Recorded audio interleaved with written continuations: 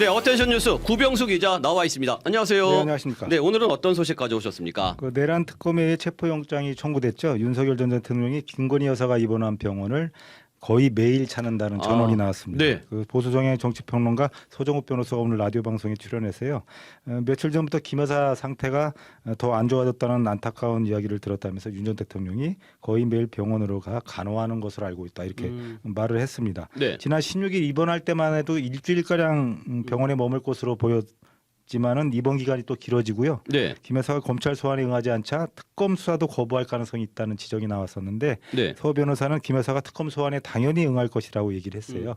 경찰이나 검찰이 사건을 특검으로 넘기게 되는데 넘기기 전에 계속 소환하는데 안 갔을 뿐이고 몸 상태가 나빠진 이유도 있었다 이렇게 설명을 했습니다. 그리고 특검의 대면 조사에 대해서도 특검이 병원으로 가지는 않을 것이라면서 막 수사 막바지에 윤 전 대통령이나 김건희 여사를 부를 것이다. 그래서 몇 달 동안 병원에 있지도 않을 것이기 때문에 병원에서 조사받지 않고 당연히 출석을 할 것이다 이렇게 얘기를 했습니다. 네네.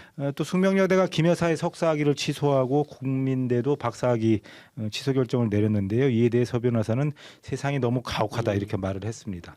뭐 차라리 대통령직에 있을 때 취소했으면 용기 있는 결정이라고 할 텐데 대통령직에서 물러나고 나서 이러는 건 좀 아쉽다.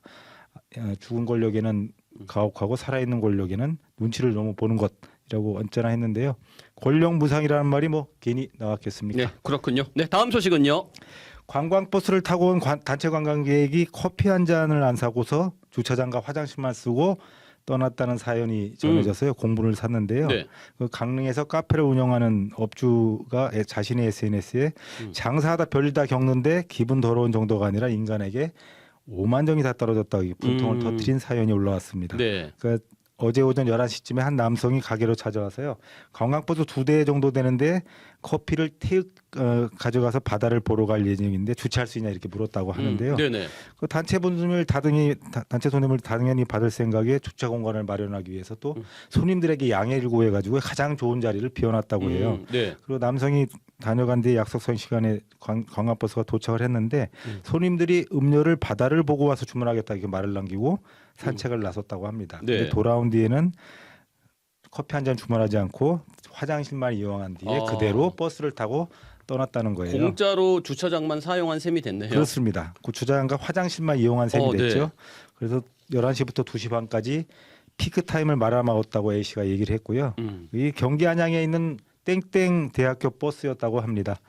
불경기에 손님이 없어서 한 분 한 분이 귀한데 주차 때문에 여러 명 보냈다고 울분을 토로했습니다.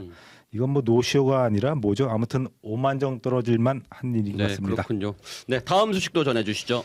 네, 동일본 대지진과 코로나 유행을 예측한 일본 만화가가요. 다음 달 5일이죠. 2025년 네. 7월 5일에 대재앙이 찾아올 것이라고 주장했다가 이 말을 바꿨습니다. 산케이 신문이 그 만화가 다스키 료가 새로운 저서 천사의 유언을 출간했는데 7월 대재앙설을 취소하지는 않았지만 구체적인 날짜로 지목된 7월 5일에 대한 입장은 수정했다고 보도를 한 건데요. 다스키는 지난 1999년이죠. 직접군 예지몽을 바탕으로 출간한 만화가 내가 본 미래라는 만화를 출간을 했는데 2011년 동일본 대지진 네. 그리고 2020년 코로나 팬데믹을 예견해서 큰 관심을 모았습니다.